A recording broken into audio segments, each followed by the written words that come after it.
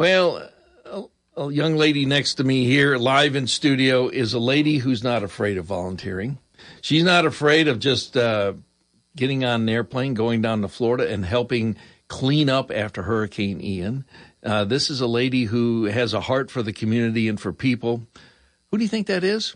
It's Becky Jennings. How you doing, Becky? Hey, that was super nice. I'm doing well, thank you. Well, it's true, though. Well, thank you. I appreciate that. I mean, you hopped in the plane, you went on down there, and you started cleaning up stuff and everything? Yeah, well, I actually drove so I could take supplies, so that was even better. Yeah, it was a lot of work, but very rewarding. And there were many people around the lake that did far more than I did that have been helping ongoing since that happened. So there's a number of people who it's gonna continue. Take them years to recover. It will. Mm-hmm. And will they recover, or will they just redo some things?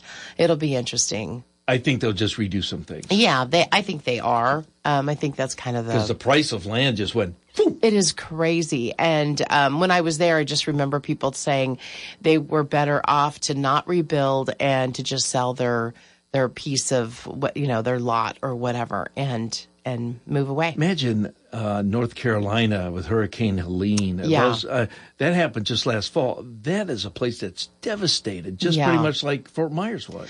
It's it's funny. It depends on. And we're going to get to why she's here. But this is really good stuff. Yeah, there's serious tragedies and incidents and things like that all over the place. Hawaii fires and California fires and hurricanes and all those types of things. And, people, when it comes right down to it, no matter what you think as far as why they happened and any conspiracies that you're involved in or whatever, regardless, there are people, that are really devastated by whatever happened. And it's just, our fellow man. So, yeah, it's important. All right. What also is important, we're watching this now on the national scale with USAID, and, Trump has been, he was elected with a mandate here from the people to clean up Washington and drain the swamp, as they say. Right. Musk is going in there. People have questions. What about the cuts of Medicare? I would say that there's going to be some big changes. And, we've got the Stargate Initiative that was funded $5 billion. Now, explain exactly what the Stargate Initiative is. Basically, the short answer of it is it will the official language is it will fuel adaptation in healthcare, manufacturing, and defense. And it will actually, it's about AI. So that's what that refers to. One of the things that they're looking at, there's actually a lot of very interesting things happening with regard to AI, whether you like it or you don't like it, or you agree or you don't agree. That's not really what I'm here to talk about, because believe me, I have my personal opinions. But for example, but it's here to stay. It is here to stay, and we're not going to change anything. But you do need to be prepared for it and be ready to adapt to whatever's happening with regard to AI. But one of the things that it will do is things like rapidly develop vaccines. And so they will be using AI for things, anything from that to billing in healthcare to, we talk all the time now about frustrations. People talk all the time about, well, I don't want to have prior authorizations. And, there's somebody sitting there that's never actually visited with me telling me whether or not I can get certain care. Well, what's going to happen is that's all going to transition to artificial intelligence. And that's what will eventually be determining things like that. When you say vaccines, this just is fascinating. I'm just thinking about this now. Will it identify the problem?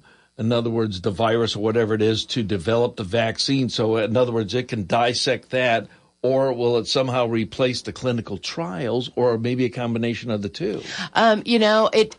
What I've been reading on it doesn't really go into that specifically. I think everything's on the table right now because we're in the earlier stages of developing a lot of things on a practical level with regard to AI. But I think AI is going to affect healthcare a great deal. And, one of the things that is a problem and is a concern is the cost of healthcare. And I think if they can begin to sort of not have man hours. For example, telehealth. This is a great example. Telehealth right now, you that reach out to exploded telehealth. during COVID. It did. And you reach out to telehealth and you're talking to an actual person, right? You're on there. They're seeing you. They're observing you. They're asking you what your temperature is, what they can listen to your voice, all those kinds of things. And they are developing AI right now to sort of take over some of those telehealth appointments. And, we're seeing AI infiltrate a lot of areas, but healthcare is a big part of it because we do have a healthcare worker shortage. We've had that for a long time. And so they're going to look to see where they can replace people with AI. And I think that is one area. I actually was on a call with a clinic out in Florida a few weeks ago, and they talked about how they use AI. So you go to this clinic, you fill everything out, you tell them all of your history, your health history. It looks up all of your things that you have ever been treated for, that sort of thing. And when you call in to get care, you put in what your new symptoms are, what's happening, and things like that. And AI looks at your chart and listens to what you're saying, and it begins to start making recommendations. So that's happening currently on some level. So I think that's going to continue to happen. And I talk about it not with regard to health insurance specifically when I'm saying that, but part of it is because of the cost of healthcare and the shortage of workers and being, you go into certain areas, large cities or whatever, and you're sitting in the ER for hours on end, things like that. So I think they're looking at ways that they can slow that down a little bit and make it not so cumbersome. It's kind of like robotics in making cars. Because you can have these robots making the cars. You don't have to pay them workman's comp or anything else. And they've got the intelligence. They program them to do it. And AI will have, I guess it's knowledge or whatever, but it will actually go into databases and it will do it literally fractions faster than a human being can do, although it's not the personal touch. Right. And even when we look at AI and diagnosing. So one of the things when I was speaking to this clinic, one of the things that they do is they do these body scans, these body and brain scans. And what they can do is AI will basically overlay over the top of what the scan is and pinpoint potential issues that maybe wouldn't show up on a traditional scan. So if you get an MRI type, is that the type of scans we're looking at? Because that sometimes takes a person because there's nuances in that scan. I think for the average person, that's what we can relate it to as an MRI, but I'm sure it's a lot more intense than that. And so it's not available to the average Joe public at this point unless you can pay for it. So it's very expensive. Wow. Yeah. It is really interesting. So my point is, when it comes to what's happening with the trends in healthcare, you mentioned, is it going to affect Medicare and things like that? And the answer is, I do believe that it will.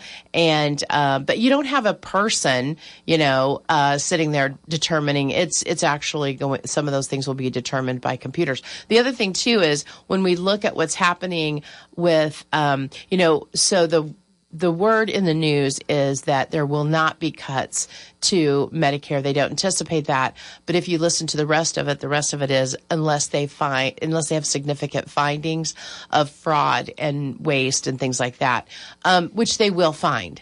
That every year there's billions of dollars found with fraudulent billing, wasteful billing, abuse of Medicare.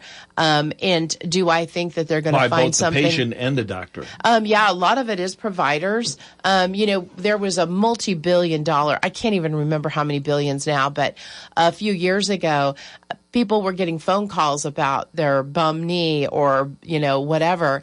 And, just let us have your Medicare. We'll send you this great brace and yada, yada, yada. So they were doing that. They were receiving a cheap, inexpensive brace, and Medicare was getting charged billions of dollars for these braces. And eventually they got caught.